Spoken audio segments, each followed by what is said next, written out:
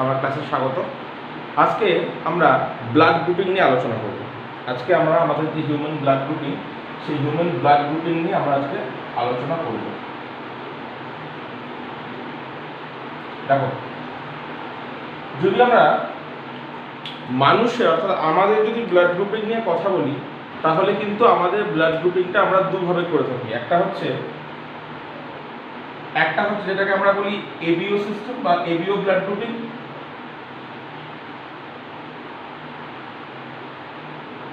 একটাকে আমরা বলি এবিও ব্লাড গ্রুপিং, আর একটাকে আমরা বলি আরএইচ ব্লাড গ্রুপিং, তাই না? তার মানে এই দুটো ভাবে কিন্তু আমরা আমাদের যে সেই হিউম্যানের ব্লাড গ্রুপিংটা করে থাকি। একটা হচ্ছে এবিও ব্লাড গ্রুপিং, একটা হচ্ছে আরএইচ ব্লাড গ্রুপিং। দুটো কি একবার জাস্ট সিম্পলি আমরা ওভারভিউ করে নিই। এবিও ব্লাড গ্রুপিং এর ক্ষেত্রে আমরা জানি এখানে তিনটে আমরা অ্যান্টিজেন এখানে পাই। একটা হচ্ছে এ অ্যান্টিজেন, একটা হচ্ছে বি অ্যান্টিজেন, আর একটা হচ্ছে এইচ অ্যান্টিজেন। ঠিক আছে? যখন আরবিসির উপরে এ অ্যান্টিজেন থাকবে, যখন আরবিসির উপরে এ অ্যান্টিজেন থাকবে তখন সেই ব্লাড গ্রুপিংটা হবে বা ব্লাড গ্রুপটা হবে এ। যখন আরবিসির উপরে বি অ্যান্টিজেনটা থাকবে তখন সেটা হবে ব্লাড গ্রুপ বি। যখন একটা আরবিসির উপরে এ এবং বি দুটো অ্যান্টিজেনই থাকবে তখন সেটা হবে এবি ব্লাড গ্রুপ। আর যখন একটা আরবিসির উপরে এইচ অ্যান্টিজেনটা থাকবে তখন সেই ব্লাড গ্রুপটা হবে ও ব্লাড গ্রুপ। এটা আমরা জাস্ট জানি, এটা জাস্ট ওভারভিউ করলাম আমরা যে কখন এবিও সিস্টেমের ক্ষেত্রে অ্যান্টিজেনগুলো কিভাবে ব্লাড গ্রুপটাকে তৈরি করে। ঠিক আছে? তার মানে তোমরা দেখতে পাচ্ছ এবিও ব্লাড গ্রুপের ক্ষেত্রে কিন্তু এই তিনটে অ্যান্টিজেন প্রধান। একটা হচ্ছে এ অ্যান্টিজেন, একটা হচ্ছে বি অ্যান্টিজেন, একটা হচ্ছে এইচ অ্যান্টিজেন। এ অ্যান্টিজেন তখন থাকছে তখন ব্লাড গ্রুপটা হচ্ছে এ। যখন বি অ্যান্টিজেন আরবিসির উপরে থাকবে তখন সেটা হচ্ছে ব্লাড গ্রুপ বি। যখন এ বি দুটোই আরবিসির উপরে থাকবে তখন সেটা হচ্ছে এবি ব্লাড গ্রুপ।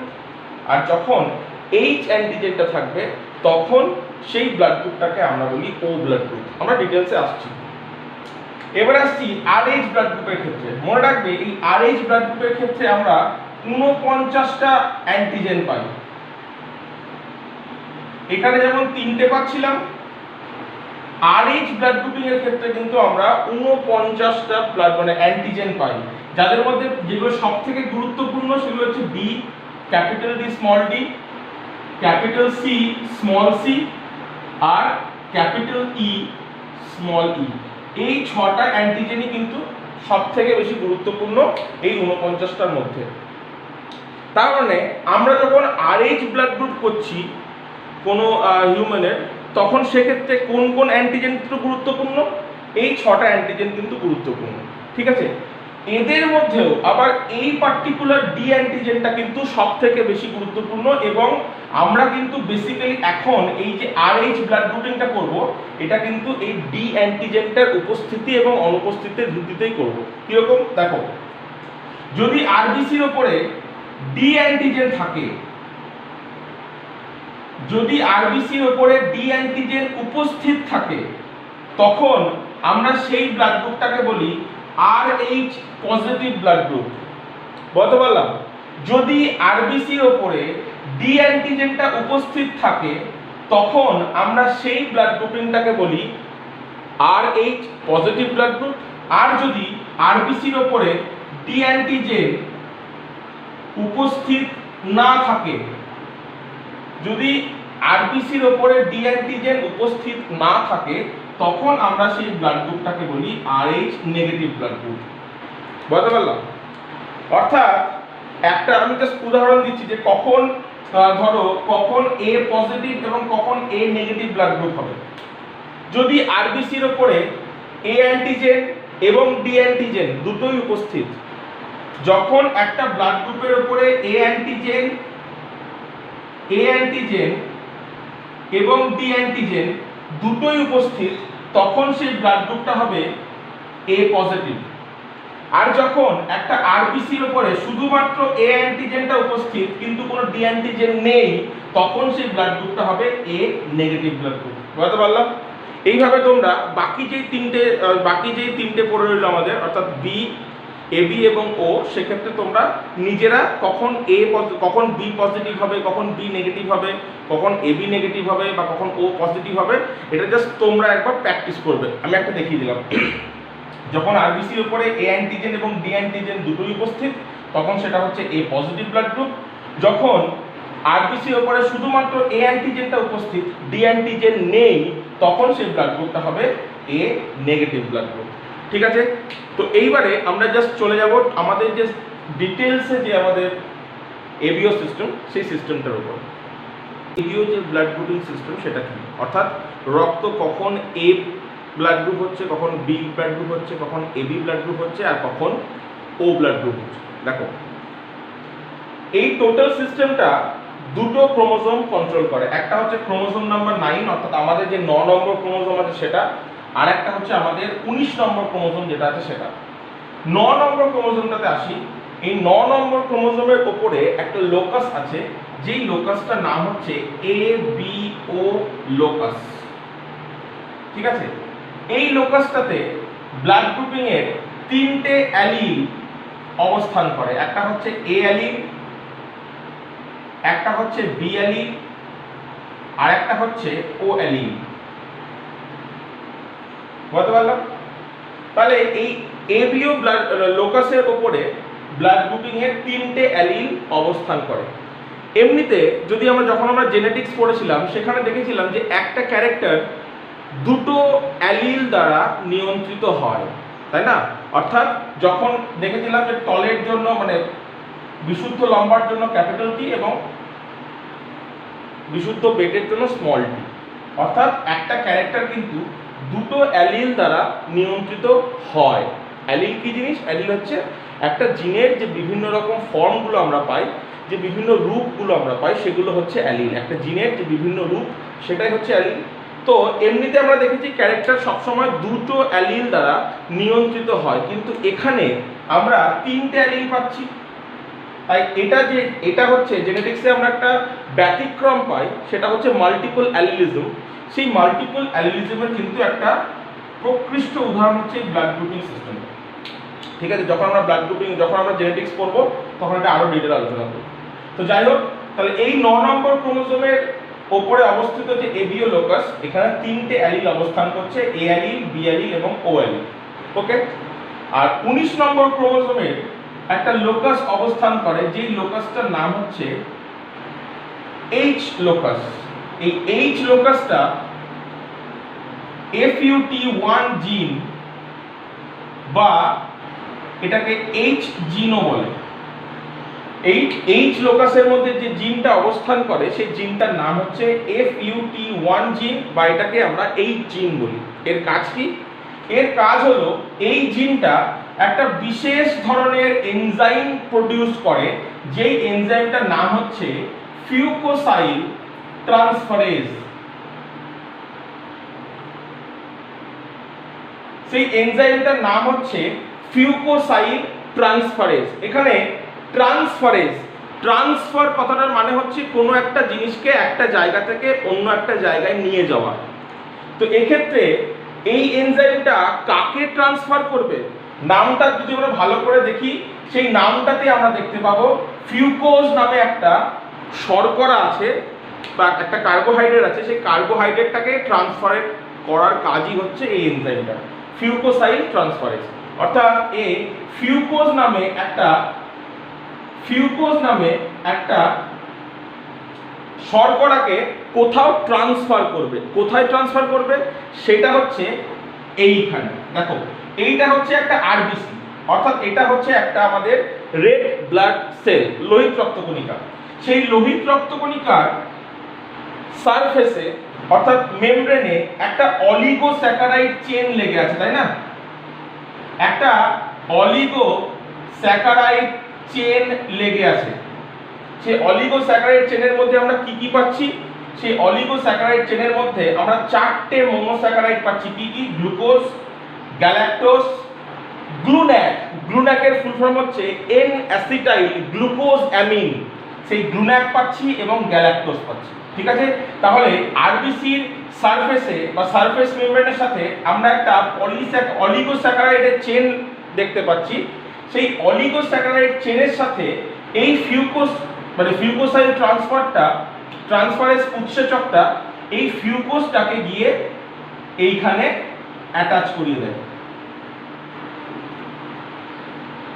তাহলে যখনই আরবিসির এই অলিগোস্যাকারাইড চেনটার সাথে যখন ফিউকোসটা অ্যাটাচ হয়ে যায় তখন এই গোটা স্ট্রাকচারটার নাম হয়ে যায় এইচ অ্যান্টিজেন। বলতে পারলাম? তাহলে আরবিসির ওপর অবস্থিত যে অলিগোস্যাকারাইড চেনটা ছিল, যেখানে আমরা 4টে মনোস্যাকারাইড পাচ্ছিলাম, কি কি? Glucose, galactose, N acetyl glucose amine এবং গ্যালাক্টোজ।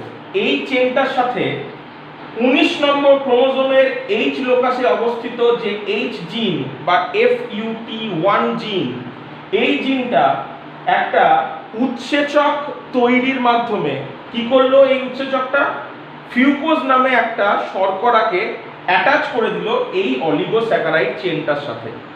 এবং যখনই ফিউকোজ এই অলিগোস্যাকারাইড চেনটার সাথে অ্যাটাচ হয়ে যাচ্ছে তখনই কিন্তু আমরা এই গোটা স্ট্রাকচারটার নাম, অর্থাৎ অলিগোস্যাকারাইড চেন প্লাস ফিউকোজ, এই গোটা স্ট্রাকচারটার নাম তখন হয়ে যাচ্ছে এইচ অ্যান্টিজেন।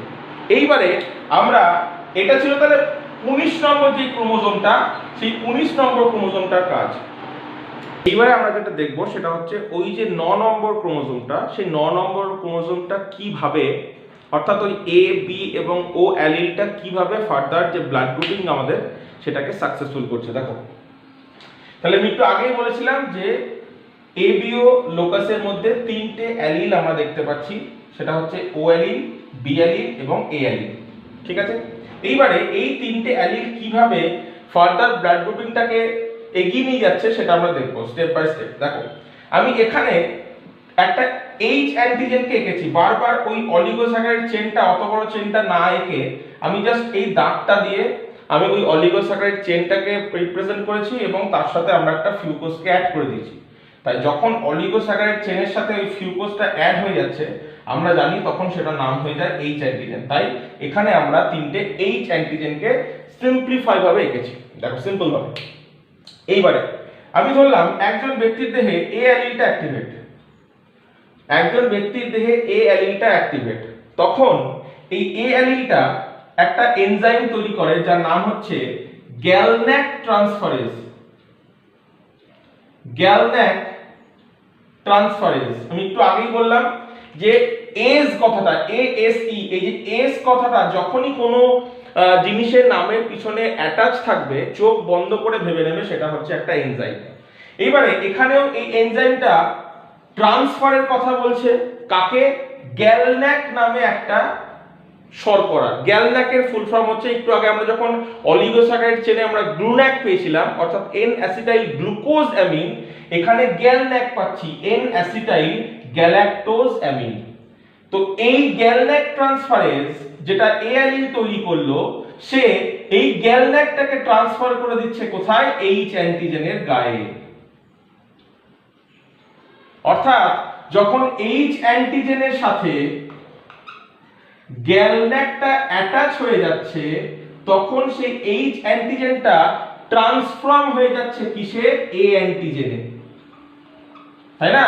অর্থাৎ এই স্ট্রাকচারটার নাম গ্যালন্যাক অ্যাটাচ হওয়ার আগে নাম ছিল এইচ অ্যান্টিজেন, কিন্তু যখনই গ্যালন্যাক অ্যাটাচ হয়ে গেল তখন এই এইচ অ্যান্টিজেনটাই রূপান্তরিত হলো কিসে? এ অ্যান্টিজেনে, এবং তখন এই ব্লাড গ্রুপটার নাম হয়ে যাচ্ছে এ ব্লাড গ্রুপ। বলতে পারলাম? ঠিক সেম ভাবে একজন ব্যক্তির দেহে যদি বি অ্যালিলটা অ্যাক্টিভেট থাকে তখন কি হবে?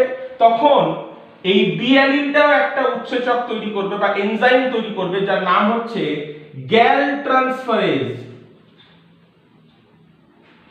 নাম হচ্ছে গ্যাল ট্রান্সফারেজ। এখানে গ্যালাক্টোজকে ট্রান্সফার করার কথা বলা হচ্ছে। অর্থাৎ এই উৎসেচকটা যেটা বি অ্যালিল তৈরি করলো, এই গ্যালাক্টোজটাকে ট্রান্সফার করে দিচ্ছে কোথায়?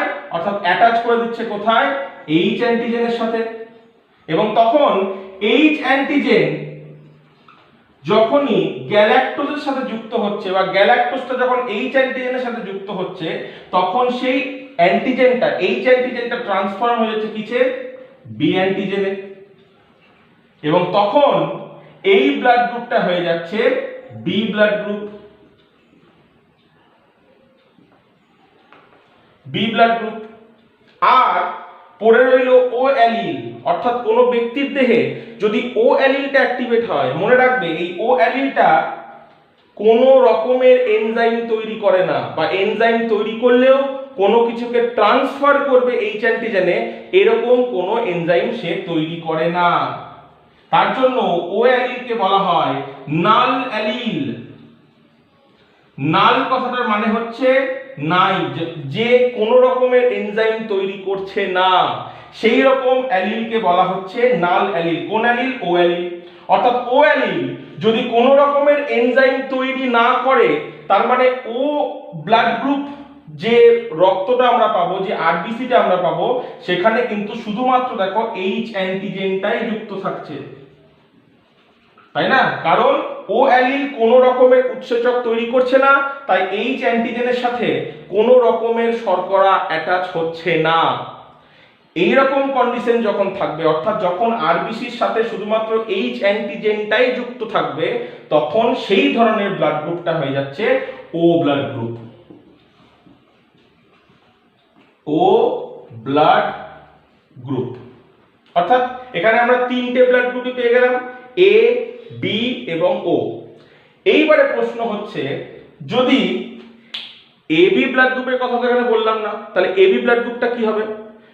এবি ব্লাড গ্রুপটাও কিন্তু জেনেটিক্সের একটা, বা মেন্ডেলিয়ান যে ইনহেরিটেন্স, সেই মেন্ডেলিয়ান ইনহেরিটেন্সের কিন্তু একটা ব্যতিক্রম। কিরকম? দেখো, মেন্ডেলিয়ান ইনহেরিটেন্স আমাকে কি শেখাচ্ছে? আমাকে শেখাচ্ছে সবসময় ডমিনেন্ট ক্যারেক্টার রিসেসিভ ক্যারেক্টারকে দমিয়ে নিজে প্রকাশ পাবে। অর্থাৎ আমি মেন্ডেলিজমে কি দেখেছিলাম, বা জেনেটিক্সে কি দেখেছিলাম, মেন্ডেল বলছিলেন যখন হেটেরোজাইগাস ফর্ম যখন থাকবে, তখন সবসময় ডমিনেন্ট অ্যালিলটাই প্রকাশ পাবে। অর্থাৎ ক্যাপিটাল টি স্মল টি যখন থাকছে, তখন কিন্তু হাইব্রিড একটা টল বা সংকর লম্বা জিনিসটা প্রকাশ পাবে, তাই না?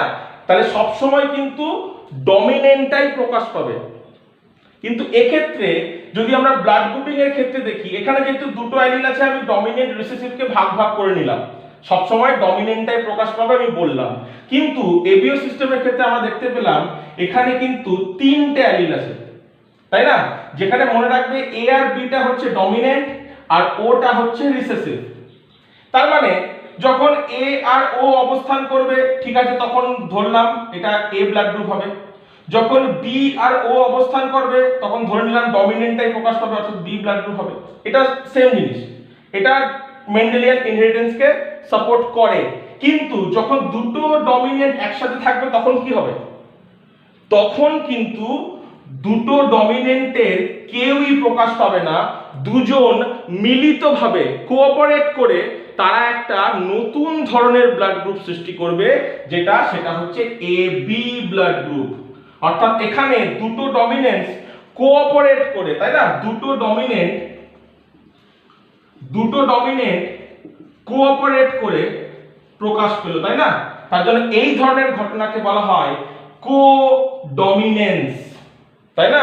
এখানে দুটো ডমিনেন্ট ক্যারেক্টার কিন্তু কোঅপারেট করে একে অপরের সাথে যুক্ত হয়ে মিলিত হয়ে তারা একটা নতুন ধরনের ব্লাড গ্রুপের সৃষ্টি করলো, দুটো ডমিনেন্ট। তার জন্য এটা, এই যে ঘটনাটা, অর্থাৎ দুটো ডমিনেন্ট একসাথে মিলিত হয়ে একটা নতুন ধরনের বৈশিষ্ট্য প্রকাশ ঘটাচ্ছে, এই ধরনের ঘটনাকেই জেনেটিক্সে বলা হয় কোডমিনেন্স, যেটা মেন্ডেলিয়ান যে ইনহেরিটেন্স তার একটা ব্যতিক্রম। ঠিক আছে? অর্থাৎ তোমরা দেখেই বুঝতে পারছো যে এবি ব্লাড গ্রুপের ক্ষেত্রে কিন্তু এ অ্যালিল এবং বি অ্যালিল দুটোই অ্যাক্টিভেট হবে, তাই না? যে ব্যক্তির দেহে এবি ব্লাড গ্রুপ থাকবে, তার দেহে কিন্তু এ অ্যালিল এবং বি অ্যালিল দুটোই অ্যাক্টিভেট থাকবে।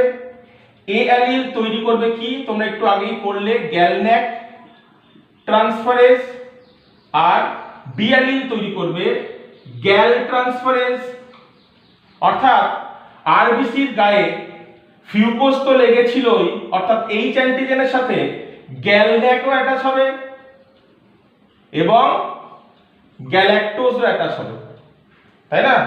অর্থাৎ এক্ষেত্রে আমরা কি দেখব, এবি ব্লাড গ্রুপের ক্ষেত্রে কিন্তু আরবিসির উপরে এ অ্যান্টিজেনও থাকবে, বি অ্যান্টিজেনও থাকবে। তাহলে যখন এই একটা ঘটনা ঘটবে, অর্থাৎ ব্লাড মানে আরবিসির গায়ে যখন এ অ্যান্টিজেন এবং বি অ্যান্টিজেন দুটোই অবস্থান করবে, তখন সেই ব্লাড গ্রুপটাকে আমরা বলবো AB blood group.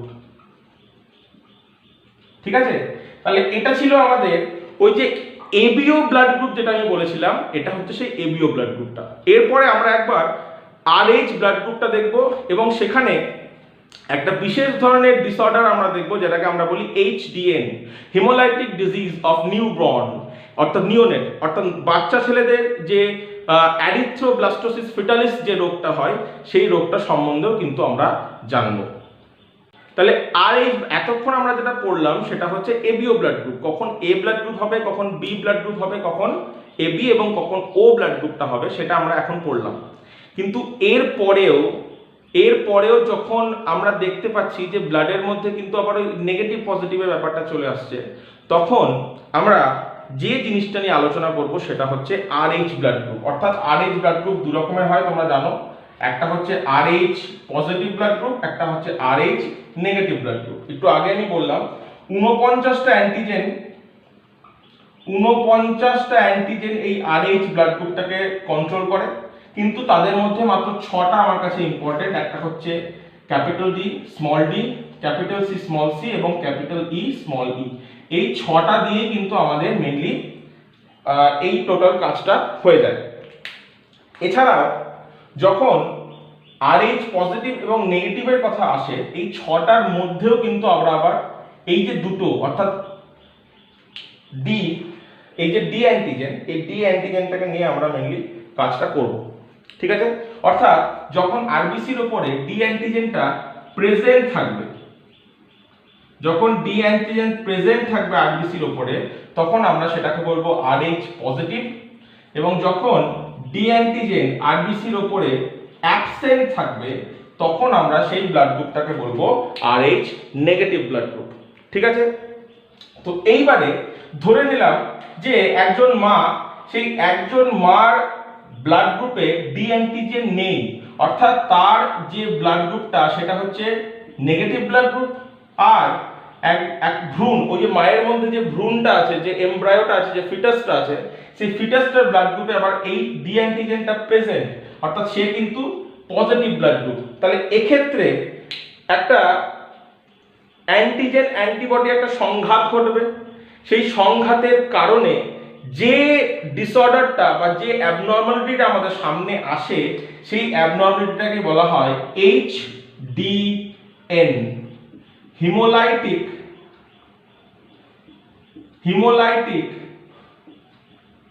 Disease of newborn. অর্থাৎ যে জিনিসটাকে আমরা অ্যারিথ্রোব্লাস্টোসিস ফিটালিস নামে চিনি, সেই ঘটনাটাই কিন্তু এইখানে ঘটবে। কিভাবে ঘটবে ওটাই আমরা এখন দেখব। মানে আমরা এখন ওই যে অ্যারিথ্রোব্লাস্টোসিস ফিটালিস বা এইচডিএন, অর্থাৎ হিমোলাইটিক ডিজিজ অফ নিউবর্ন, এটাকে আমরা একটু বোঝার চেষ্টা করব। দেখো ছবিটার মাধ্যমে এখানে আমরা যে ফিটাস, তার ব্লাডকে দেখানোর চেষ্টা করেছি, আর এটার মাধ্যমে আমরা মাদার ব্লাডকে দেখানোর চেষ্টা করেছি। আর এখানে যে পার্টিশনটা দেওয়া আছে, এই পার্টিশনটা হচ্ছে প্লাসেন্টা। দেখো আমি একটু আগেই বলেছিলাম ফিটাসের ব্লাড হচ্ছে পজিটিভ, অর্থাৎ এখানে আরবিসি গায়ে আমরা ডি অ্যান্টিজেন দেখতে পাচ্ছি, তাই না? তার মানে এগুলো হচ্ছে ডি অ্যান্টিজেন যেহেতু আরবিসির উপরে উপস্থিত, তার জন্য এটা হয়ে গেল পজিটিভ ব্লাড গ্রুপ। আর মায়ের ব্লাডের ক্ষেত্রে আমরা দেখতে পাচ্ছি যখন আরবিসির উপরে কোনো রকমের ডি অ্যান্টিজেন উপস্থিত নেই, তাই এটা হচ্ছে নেগেটিভ ব্লাড গ্রুপ। ওকে, এত যদি আমরা একটু আগে বললাম।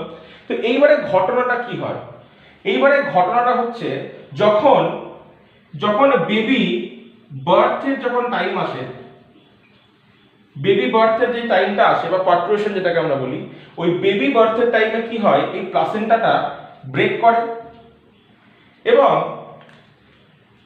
মানে ফিটাসের বাবা এমব্রায়োর বডি থেকে ব্লাড চলে আসছে কোথায়? এমব্রায়োর বডি থেকে ব্লাড কিন্তু এখন চলে আসছে মাদার বডিতে, মাদার বডিতে চলে আসছে, তাই না? যেই ব্লাডের আরবিসির গায়ের ওপরে অ্যান্টিজেনটা অর্থাৎ ডি অ্যান্টিজেনটা লেগে আছে। এই ঘটনাটা কখন ঘটছে? এই ঘটনাটা যখন যখন বাচ্চার যখন জন্ম হচ্ছে, বেবি যখন বার্থ নিচ্ছে, সেই টাইমে যখন প্লাসেন্টাটা ভেঙে যায়, সেই ভেঙে যাওয়া প্লাসেন্টার মধ্য দিয়ে বেবির যে ব্লাডগুলো, যে ব্লাড সেলগুলো আরবিসি, সেগুলো মায়ের ব্লাড স্ট্রিমের মধ্যে চলে আসছে। এবার দেখো, মায়ের বডি সিস্টেমের কাছে, বডির যে অনাক্রম্য তন্ত্র, যে ইমিউন সিস্টেম, সেই ইমিউন সিস্টেমের কাছে কিন্তু এই যে ডি অ্যান্টিজেনটা, এগুলো কিন্তু ফরেন মেটেরিয়াল, এগুলো কিন্তু মায়ের বডিতে ছিল না, তাই না? এই আরবিসি অর্থাৎ ডি অ্যান্টিজেন গুলো কিন্তু বাইরে থেকে এসছে, মানে বেবির বডি থেকে এসছে, মানে মায়ের ইমিউন সিস্টেমের বাইরে থেকে এসছে। তাই মায়ের বডি কি করবে? মায়ের বডি কিন্তু এই যে ডি অ্যান্টিজেনটা, এই ডি অ্যান্টিজেনটার বিরুদ্ধে একটা প্রতিরোধ গড়ে তুলবে, তাই না? তাই সঙ্গে সঙ্গে এই ডি অ্যান্টিজেনটার বিরুদ্ধে মায়ের বডির যে বি সেল, সেই বি সেল একটা প্রতিরোধ গড়ে তুলবে, যার জন্য এই বি সেলটা সিগন্যাল করবে কাকে? প্লাজমা সেলকে, বা কখনো কখনো বি সেলটাই প্লাজমা সেলে কনভার্ট হয়ে যায় এবং সে এই ডি অ্যান্টিজেনটার বিরুদ্ধে গড়ে তুলবে অ্যান্টিবডি। এই প্লাজমা সেলটাই এই ডি অ্যান্টিজেনটার বিরুদ্ধে তৈরি করবে অ্যান্টিবডি, তাই না? এবং অ্যান্টিবডি তৈরি করে কি ঘটাবে আমরা জানি? অ্যাগ্লুটিনেশন ঘটাবে, অর্থাৎ এই আরবিসি গুলোকে, মানে ডি অ্যান্টিজেন যুক্ত যে বেবির আরবিসি গুলো, সেগুলোকে জমাট বাঁধিয়ে দেবে এক জায়গাতে, তাই না? এগুলোকে আমরা অ্যাগ্লুটিনেশন বলি। তাহলে ওই ঘটনাটা কিন্তু এখন ঘটবে। এবং এই যে অ্যান্টিবডিটা প্রথমে তৈরি হয়, যে একদম এই ডি অ্যান্টিজেনটার প্রতিরোধে প্রথমেই যে অ্যান্টিবডিটা তৈরি করে প্লাজমা সেল, সেই অ্যান্টিবডিটা কিন্তু হচ্ছে আইজিএম। যখন আমরা ইমিউন সিস্টেম পড়ব তখন এই জিনিসটা তোমাদেরকে আরো ডিটেইলে আমরা বলবো। তাহলে একদম প্রথমেই আমাদের বডি যে অ্যান্টিবডিটা তৈরি করে সেটা কিন্তু হচ্ছে আইজিএম, অর্থাৎ এই আইজিএম গুলো যে ব্লাড সেলগুলো মায়ের রক্তের মধ্যে ঢুকেছে ডি অ্যান্টিজেন যুক্ত, সেগুলোকে মেরে ফেললো এবং ভবিষ্যতের জন্য এই আইজিএম গুলোকে তৈরি করে রাখবে, তাই না? এবং দেখা যাবে একটা সার্টেন টাইমের পরে এই আইজিএম গুলো কনভার্ট হয়ে যাচ্ছে কিসে? আইজিজি তে, ঠিক আছে? এটাই কিন্তু আমাদের বডির নিয়ম। কি করে? প্রথমেই ফার্স্টেই তৈরি হচ্ছে আইজিএম এবং পরবর্তী ক্ষেত্রে যখন ভবিষ্যতের জন্য তৈরি করে ওগুলো স্টোর করে রাখবে, তখন কিন্তু এই আইজিএম প্রচুর পরিমাণে আইজিজি অ্যান্টিবডির উৎপত্তি ঘটায় এবং যেগুলো ভবিষ্যতের জন্য সঞ্চিত থাকে। যদি কোনোদিন এই ডি অ্যান্টিজেনটা আবার ব্লাড স্ট্রিমের মধ্যে ঢোকে, তখন এই আইজিজি ওগুলোকে সঙ্গে সঙ্গে মেরে ফেলবে, ঠিক আছে? এগুলোকে চিনে রেখে দিল আর এই ডি অ্যান্টিজেন গুলো। এইবারে কি হয়? যে বেবিটা থেকে রক্তটা মায়ের ব্লাড স্ট্রিমে এলো, তার তো জন্ম হয়ে গেল, অর্থাৎ মায়ের যে ফার্স্ট বেবি, সেই ফার্স্ট বেবিটা তো জন্ম নিয়ে নিল। তাই ফার্স্ট বেবিটার ক্ষেত্রে কিন্তু কোনো রকমের প্রবলেম হয় না, সে কিন্তু একদম সুস্থ সবলই জন্ম নেয়। কিন্তু যখন সেকেন্ড বেবি বা থার্ড বেবি আসে মায়ের দেহে, তখনও যদি বেবির ব্লাড গ্রুপ যদি পজিটিভ হয়, তখন ঘটনাটা কি ঘটে? তখন আমরা জানি মায়ের তখন, অর্থাৎ ফার্স্ট বেবির কথা বলছি না, এবার সেকেন্ড এবং থার্ড বেবির কথা বলছি। তখন কিন্তু আমার বডিতে, মায়ের বডিতে অলরেডি অ্যান্টিজেন ডি বা ডি অ্যান্টিজেনের মানে ডি অ্যান্টিজেনকে প্রতিরোধ করার জন্য কিন্তু মায়ের বডিতে অলরেডি আইজিজি তৈরি আছে। কারণ ফার্স্ট বেবির কাছ থেকে যে আরবিসিটা এসেছিল, তার পরিপ্রেক্ষিতে কিন্তু মায়ের বডি আইজিজি বানিয়ে স্টোর করে রেখেছে, যে যদি অ্যান্টিজেনটা ঢোকে তাহলে পরে আমি মেরে দেবো, ঠিক আছে? এইবারে সেকেন্ড বা থার্ড বেবির ক্ষেত্রে কি হচ্ছে? সেম ঘটনা। ফিটাসের ব্লাড যদি পজিটিভ হয়, আমরা জানি বেবি যখন মায়ের ইউটেরাসের মধ্যে থাকে তখন তার সমস্ত নিউট্রিশনের দায়িত্ব কিন্তু মায়ের টোটাল নিউট্রিশন প্লাসেন্টার মাধ্যমে প্লাসেন্টার মাধ্যমে বেবিতে পৌঁছায়। ঠিক আছে, মায়ের রক্তে তখন কি উপস্থিত আছে? মায়ের রক্তে কিন্তু উপস্থিত আছে আইজিজি, একমাত্র অ্যান্টিবডি আইজিজি যে প্লাসেন্টা ক্রস করতে পারে। আর কোনো অ্যান্টিবডি কিন্তু প্লাসেন্টা ক্রস করতে পারে না, আইজিএমও পারে না, আইজিএও পারে না। এরকম যে আরো বিভিন্ন অ্যান্টিবডিগুলো আছে তাদের মধ্যে একমাত্র আইজিজি যে প্লাসেন্টা ক্রস করতে পারে। তার মানে মায়ের রক্ত থেকে এই আইজিজি গুলো আস্তে আস্তে আস্তে আস্তে কোথায় পৌঁছাবে? এই আইজিজি গুলো কিন্তু পৌঁছাচ্ছে কোথায়? এই আইজিজি গুলো এখন পৌঁছাচ্ছে বেবির রক্তে, এবং সেখানে তো আইজিজিও উপস্থিত হয়ে গেল, আর সেখানে তো অলরেডি ডি অ্যান্টিজেন উপস্থিত আছে। অর্থাৎ সঙ্গে সঙ্গে এই আইজিজি গুলো এই ডি অ্যান্টিজেন যুক্ত আরবিসি গুলোকে মেরে ফেলবে, এবং যখন আরবিসি গুলো আস্তে আস্তে মরে যাবে, যখন আরবিসি পরিমাণ কমতে থাকবে, আইজিজি তাদেরকে মেরে ফেলছে, অর্থাৎ আরবিসি পরিমাণটা আস্তে আস্তে কমতে থাকবে, তখন কিন্তু বেবির দেহে একটা অ্যানিমিয়া সৃষ্টি হবে, একটা অ্যানিমিয়া বা রক্তাল্পতার সৃষ্টি হবে, তার দেহে জন্ডিসের সৃষ্টি হবে। আমরা জানি আরবিসি যখন নষ্ট হয়ে যায়, সে আরবিসি ভেঙে গিয়ে কি তৈরি করে? বিলিরুবিন তৈরি করে। আর যখন বডিতে বিলিরুবিনের পরিমাণ বাড়তে থাকে তখন কিন্তু বডিতে জন্ডিস দেখা দেয়, তাই না? তাহলে এই জন্ডিস, অ্যানিমিয়া এগুলো কিন্তু দেখা যাবে বেবির শরীরে। কোন বেবির শরীরে? মায়ের সেকেন্ড এবং থার্ড বেবির শরীরে কিন্তু এই ধরনের ডিসঅর্ডার বা অ্যাবনর্মালিটিগুলো দেখা যাবে। কেন? কারণ ফার্স্ট বেবির রক্তের সাপেক্ষে মা কিন্তু অলরেডি আইজিজি তার রক্তের মধ্যে তৈরি করে রেখেছিল। সেই রক্তটা যখন সেকেন্ড বা থার্ড বেবির মধ্যে পৌঁছাচ্ছে ভায়া প্লাসেন্টা, সেগুলো আরবিসি গুলোকে মেরে ফেলছে বেবির, ফলে অ্যানিমিয়া এবং জন্ডিস এই জাতীয় রোগগুলো দেখা দেয়। তাহলে এই যে অ্যাবনর্মালিটিগুলো দেখা দিচ্ছে এটাকেই বলা হয় এরিথ্রোব্লাস্টোসিস ফিটালিস। এই টোটাল ঘটনাটাকেই বলা হয়, এই যে এত ঘটনা তুমি দেখলে, এই যে বেবির দেহে এক ধরনের ডিসঅর্ডার দেখা দিচ্ছে, এই ডিসঅর্ডারটাকেই বলা হয় বা ঘটনাটাকেই বলা হয় এরিথ্রোব্লাস্টোসিস ফিটালিস। ঠিক আছে, আর এইটাই হচ্ছে one type of haemolytic disease in newborn, HDN. ঠিক আছে, যেটা কিন্তু আরএইচ এর, এইচডিএন বা হিমোলাইটিক ডিজিজ অফ নিউবর্ন কিন্তু ওই যে আরএইচ এর যে কম্প্যাটিবিলিটিটা বা আরএইচটা যে ম্যাচ করছে না, এটার কারণে কিন্তু এই টোটাল ঘটনাটা ঘটে। ঠিক আছে, তার জন্য তাহলে তোমরা এখন বলবে যে স্যার তাহলে এটা তো সমস্ত ক্ষেত্রেই ঘটতে পারে, তাই না? তাহলে যতবার এই জিনিসটা ম্যাচ করবে না ততবারই তো এই ঘটনাটা ঘটবে। তাহলে এখন কিভাবে, কোনোভাবে কি এটাকে আটকানো যাবে না? অবশ্যই যাবে। তখন কি করা হয়? যখনই ফার্স্ট বেবিটার ব্লাড স্ট্রিম থেকে আইজিডি বা ওই ডি অ্যান্টিজেন যুক্ত আরবিসি গুলো যখনই মায়ের বডিতে প্রবেশ করে, তখনই কি করে দেওয়া হয়? আগে তো চেক করে নেওয়া হয় যে আদৌ বেবির যে রক্তটা সেটা পজিটিভ কিনা। যদি পজিটিভ হয় তখন কি হয়? তখন যখনই মায়ের ওই যখন ফার্স্ট বেবিটা যখন জন্ম নিচ্ছে, ওই বার্থ টাইমে প্লাসেন্টা ভেঙে যাচ্ছে, একটু আগে আমরা দেখলাম, ওই ডি অ্যান্টিজেন গুলো মায়ের রক্তে প্রবেশ করছে। এই টাইমে সঙ্গে সঙ্গে মাকে রো ডি ইমিউনোগ্লোবিন ইনজেকশন দেওয়া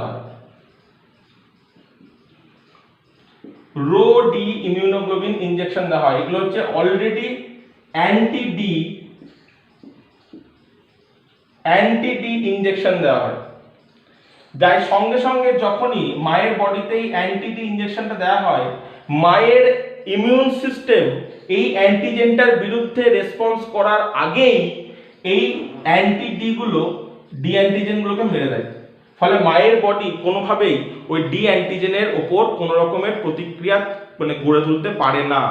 তাহলে যদি ডি অ্যান্টিজেনটাই প্রতিক্রিয়া করার আগেই যদি মরে যায়, তাহলে কিন্তু মায়ের বডি কোনোভাবেই বা মায়ের বডির বি সেলগুলো কোনোভাবেই আইজিএম তৈরি করতে পারছে না ওই ডি অ্যান্টিজেনটার প্রতিরোধে। এবং ওই আইজিএম যেহেতু তৈরি হতে পারছে না, তাহলে কোনোভাবে আইজিজিও তৈরি হবে না ডি অ্যান্টিজেনের প্রতিরোধে।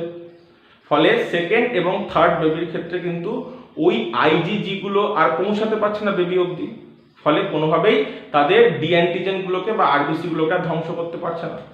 তাহলে এই ঘটনাটা কিন্তু এখন করানো হয়, যখনই এই আরএইচ যদি ম্যাচ না করে মা এবং মানে বেবি, তখন সঙ্গে সঙ্গে কিন্তু জন্মাবার সময়, যখন বেবি জন্মাচ্ছে তখন ফার্স্ট বেবিটা, তখন মায়ের বডিতে এই অ্যান্টি ডি ইনজেকশনটা দেওয়া হয়।